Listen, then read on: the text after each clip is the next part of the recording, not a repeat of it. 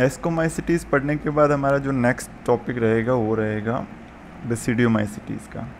बेसिडियोमाइसिटीज़ या बेसिडियोमाइकोटा, इसके हम फीचर्स देखेंगे और इसके कुछ जेनेरा के स्पेसिफिक फीचर्स भी देखेंगे और इसके जो मेन फीचर्स देखेंगे। जैसा कि मैंने क्लासिफिकेशन वाले वीडियो में ये बताया था कि फंगी को जब अपन ट्रू फंगी और फंगी लाइक ऑर्गेनिजम्स में बांटते हैं FLOs, तो इसमें आगे जो ट्रू फंगी में जो आते हैं उसमें है काइट्रीडियोमाइकोटा, जाइगोमाइकोटा, एस्कोमाइकोटा, बेसिडियोमाइकोटा एंड डिप्टीरियोमाइकोटा।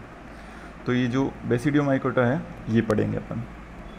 जैसा कि ये दोनों हायर फंगीज में कंसीडर होती हैं।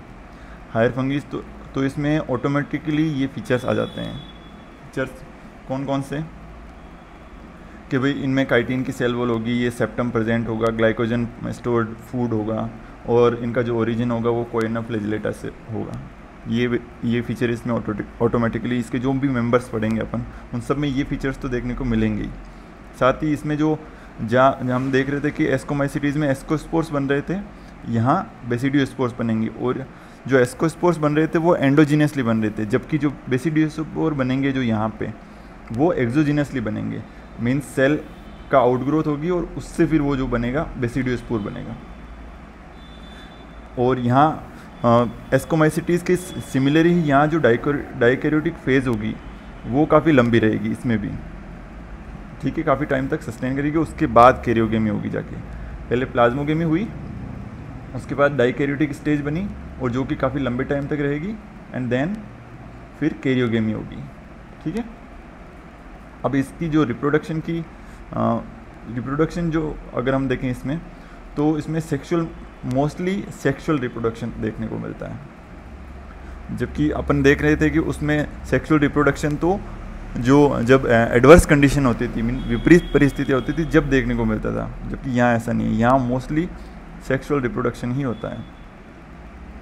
और अगर अपन इसकी बेसिक स्कीम देखें इसकी लाइफ साइकिल की, तो सबसे पहले यहाँ देखते हैं कि सबसे पहले ये हेटेरोथेलिक फंगी होगा स्पीसीज, फिर इसमें होगी प्लाज्मोगेमी। हेटेरोथेलिक है तो 1+1- मान लीजिए या 1 कैपिटल A 1 स्मॉल a मान लीजिए, ऐसे। तो हेटेरोथेलिक मीन्स उनमें थोड़ी जेनेटिक डाइवर्सिटी देखने को मिलेगी। 2 थैलस उनमें प्लाज्मोगेमी हुई, यहाँ फिर हेटेरोकैरियोन बनेगा। हेटेरोकैरियोन मीन्स एक ही सेल में 2 टाइप के न्यूक्लियस, और ये काफ़ी लंबे टाइम तक लॉन्ग लास्टिंग होंगी, लंबे टाइम तक बनी रहेगी। और जो फिर नेक्स्ट क्या होगा, फिर होगा डाइकैरियोटिक माइसिलियम एक्सपेंड्स। मीन्स जो माइसिलियम होगा ये एक्सपेंड करेगा अपने आप, मीन्स ये जो हेटेरोकैरियोन वाली स्टेज है ये और ग्रो करेगी, ग्रो करते करते काफ़ी सारे माइसिलियम बना लेगी। और ये ग्रो करती कैसे है, ये करती है क्लैम्प कनेक्शन से। ये टर्म काफ़ी इंपॉर्टेंट है और काफ़ी पूछा हुआ भी है। ये क्लैम्प कनेक्शन होगा क्या कि जैसे सपोज़ कीजिए इसमें अगर ये 2 न्यूक्लियस हैं तो ये इसका और इसका कनेक्शन बनेगा, और ये न्यूक्लियस ऐसा, इस न्यूक्लियस की कॉपी एक इसमें भी चली जाएगी। ऐसे ऐसे करके पूरा माइसिलियम हेटेरोकैरियोन बनता जाएगा और ये ग्रो करता जाएगा। फिर इससे आगे ही फिर बनेगी बेसिडियोकार्प, जो कि हम इसका जो कैरेक्टरिस्टिक फीचर कहें बेसिडियोमाइकोटा का, तो वो बनेगा बेसिडियोकार्प। हमने देखा है कि पिछले वाले वीडियो में एस्कोकार्प कई टाइप की थी, लेकिन यहाँ ऐसा नहीं है। बेसिडियोकार्प ऑलमोस्ट हमें एक ही टर्म के थ्रू समझ में आ जाएगी, इसमें कुछ डिफरेंट टाइप्स नहीं है। और बेसिडियोकार्प में जब काफ़ी लंबे टाइम तक जब डाइकैरियोन स्टेज रही, उसके बाद होगी कैरियोगेमी होते ही एक 2n बन जाएगा न्यूक्लियस, जिसमें होगा मियोसिस।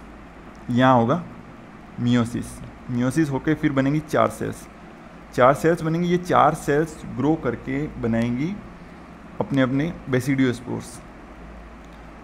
बेसिडियोस्पोर बनाएंगी, जो कि जर्मिनेट होके वापस हेटेरोथेलिक। उन बेसिडियोस्पोर्स में 4 बनेंगे, तो 2 ++ के होंगे, 2 - के होंगे, ऐसे इस टाइप से। फिर ये ग्रो करके 2 इस टाइप की थैलस बना लेंगे और 2 इस टाइप के थैलस बना लेंगे। तो ये है बेसिक जो लाइफ साइकिल इसकी।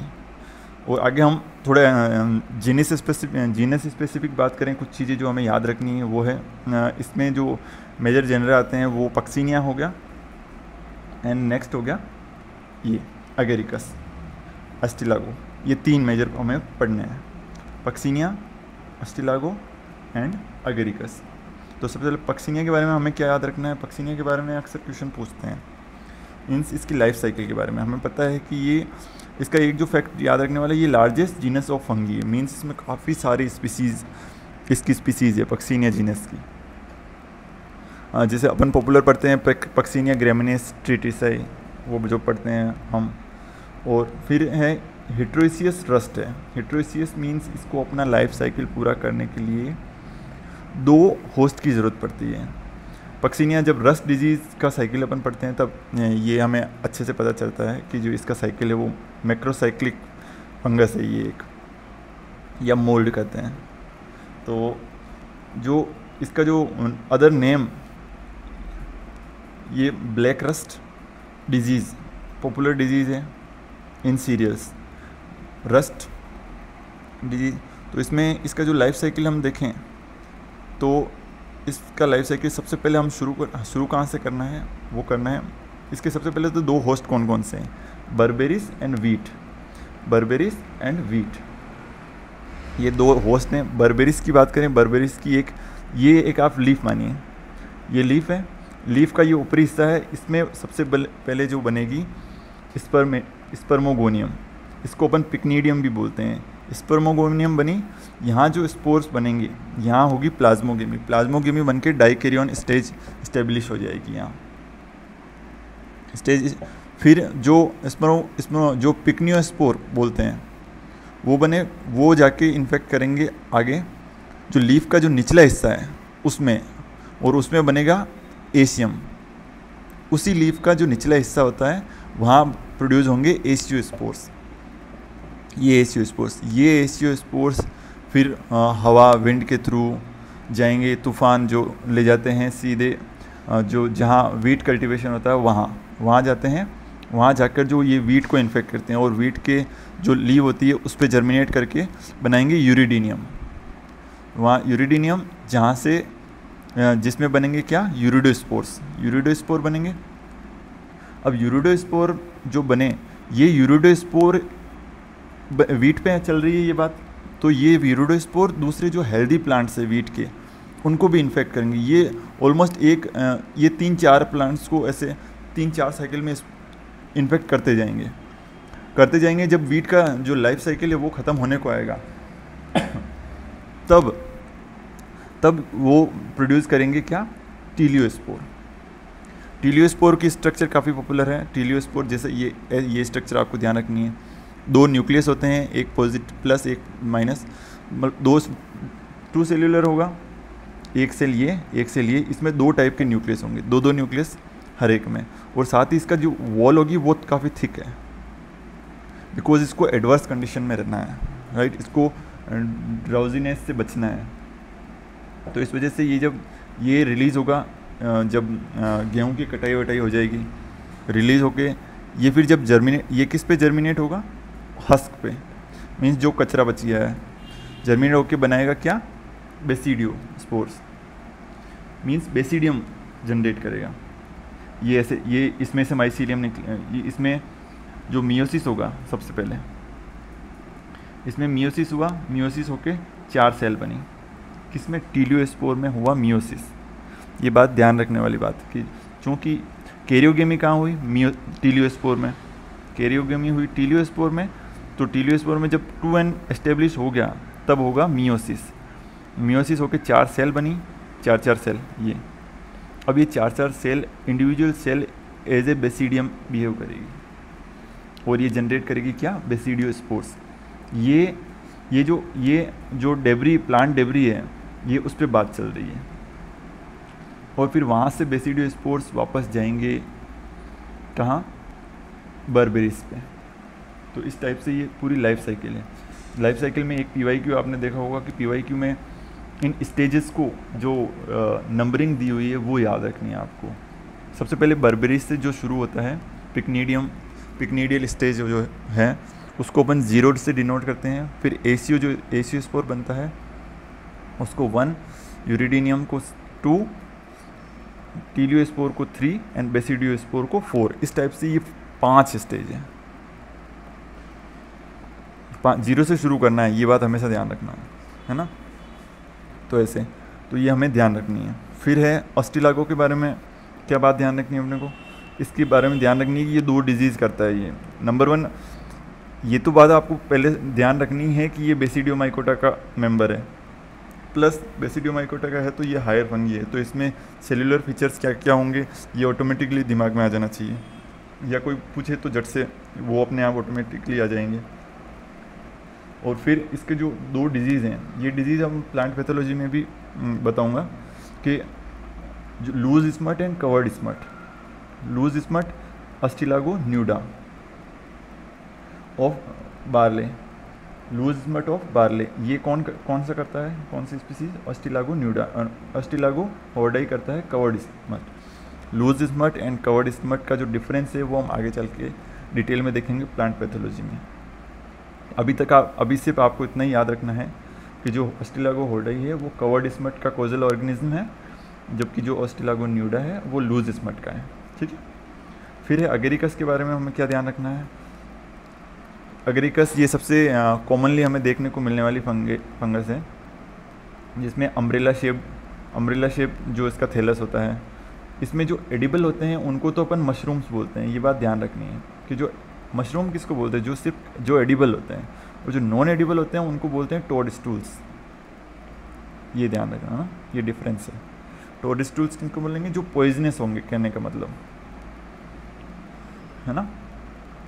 फिर इसका जो 3 टाइप माइसीलियम देखने को मिलता है इसमें, किसमें, अगेरिकस में। फर्स्ट जो मोनोकैरियोटिक मीन्स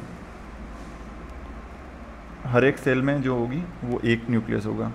जो अगर सेकेंडरी माइसीलियम कौन सा होगा, जिसमें जो सोमेटोगेमी हो चुका है, जिसमें मीन्स सोमेटोगेमी होने ही वाला है। एनास्टोमोसिस एक टर्म मैंने बताया था कि जब 2 डिफरेंट टाइप के हाइफी एक दूसरे के कांटेक्ट में आते हैं तो वो फ्यूज़ होने लग जाते हैं, तो फ्यूज़ होने लग जाते हैं तो उसी केस में बनता है सेकेंडरी माइसीलियम।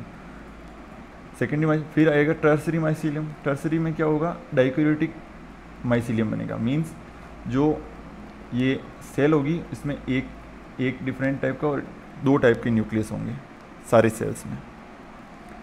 आफ्टर प्लाज्मोगेमी बनेगा, जब प्लाज्मा दोनों का जो साइटोप्लाज्म है वो तो फ्यूज़ हो ही गया है, उसके बाद ये टर्सरी बनेगा, ठीक है।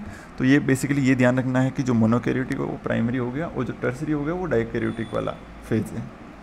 साथ ही ये स्ट्रक्चर ये मैंने देखा था कि एग्ज़ाम में ये स्ट्रक्चर देख के इसका ABCD करके ये पूछा हुआ था।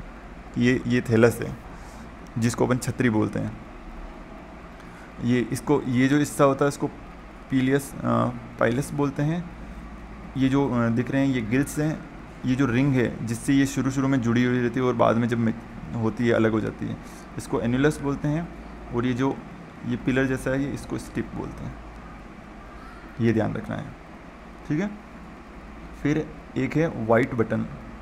वाइट बटन एक कॉमन नेम है किसका, जो सबसे ज़्यादा कंज्यूम की जाती है जो मशरूम है, इसको बोलते हैं अगेरिकस बाइस्पोरस। ये मोस्ट फेवरेट खाने वाली मशरूम है अराउंड द वर्ल्ड, अगर ये पूछा जाए, क्योंकि तो इसका कल्टीवेशन भी बहुत ज़्यादा पॉपुलर है, ये भी ध्यान रखना है, ठीक है। तो जो बेसिडियोमाइसिटीज है इसमें आपको बस इतना ही ध्यान रखना है और ज़्यादा ध्यान नहीं रखना है। आपको पक्सिनिया की स्टेजेस ध्यान रखनी है कि भाई टीलियोस्पोर बाइसेल्युलर होती है, जिसमें बाई न्यूक्लियर भी होती है। इसमें ही कैरियोगेमी का प्रोसेस होता है। ये टीलियोस्पोर इसमें काफ़ी, पक्सिनिया में टीलियोस्पोर काफ़ी इंपॉर्टेंट है ना, ये ध्यान रखना है।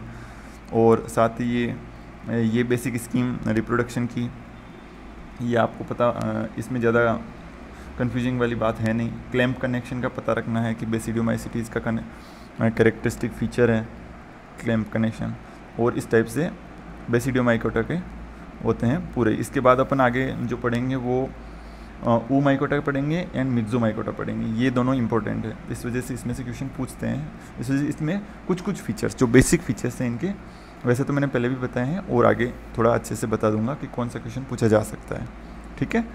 तो इस वीडियो में इतना ही, और अगर वीडियो अच्छा लगे तो लाइक ज़रूर करना, और बाकी मिलते हैं नेक्स्ट वीडियो में। Thank you.